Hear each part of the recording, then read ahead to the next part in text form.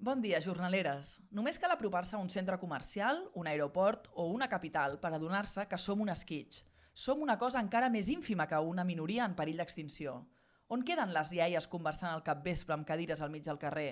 Al fer un pa amb oli, un partidet o una ballada a la plaça?